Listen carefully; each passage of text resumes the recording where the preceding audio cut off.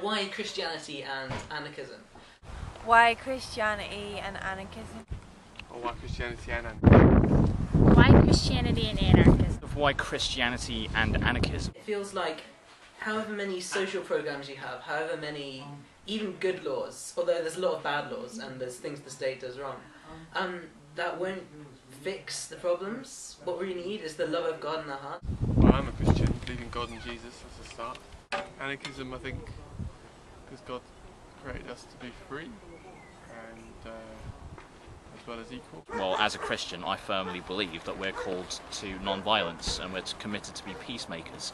I believe that when Jesus says in the Sermon on the Mount, you are to love your enemies and bless those who curse you, you are to turn the other cheek, you are not to resist the evildoer with the same violence that they would perpetrate toward you in turn, and other radical teachings such as selling all you have and giving to the poor, being in community with people, responding to the needs of people, all of those very radical teachings which were completely countercultural to the empire and to the way that power performed in the world through militarism, through slavery, through an economics of oppression.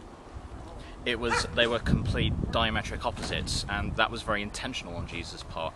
So I believe that to call myself an anarchist is not just to bring that challenge to the forefront and to actually say to Christians, we need to return to this way of living and we have to explore what that means for us in our own political context and towards our own government. Just living really simply the way that Jesus taught, and that's talked about a lot in the New Testament. And I think that's a big thing that's missing from the Western church, because I think I get really dissatisfied in church because I find it very middle class, and the things they teach, they don't really teach about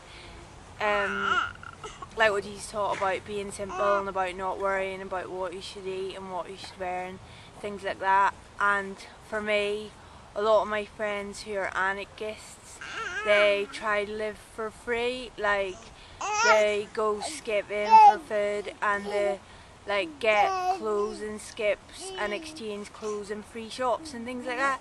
So I think from that point of view, like what Jesus taught about simplicity, it goes really well with with anarchy. It seems to me that anarchism as a model of social organisation and economics is far more has far more in common with Christianity than a lot of people realise. It's non-hierarchical, it doesn't treat people as a means to ends, it deliberately seeks to dismantle asymmetry within relationships, and it has at its heart an idea of community and voluntary servanthood that seeks to facilitate people's growth, and that seems to me to have a great deal in common with the gospel. I think if you approach Jesus and Jesus' teaching from an anarchist perspective, rather than a hierarchical capitalist perspective, then suddenly the teachings of Jesus come into focus for me in a clearer and healthier way.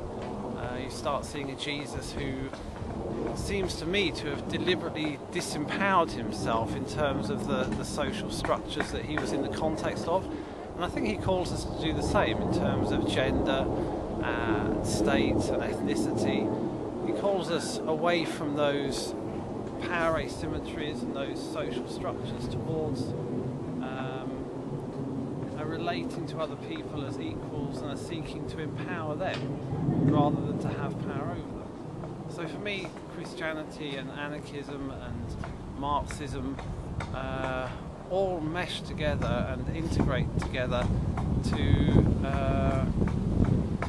form a worldview and a politics and an economics and a faith that seeks to bring the kingdom of heaven in a more fully realised form, really. In democracy there's a lot of injustices and a lot of people who are left out,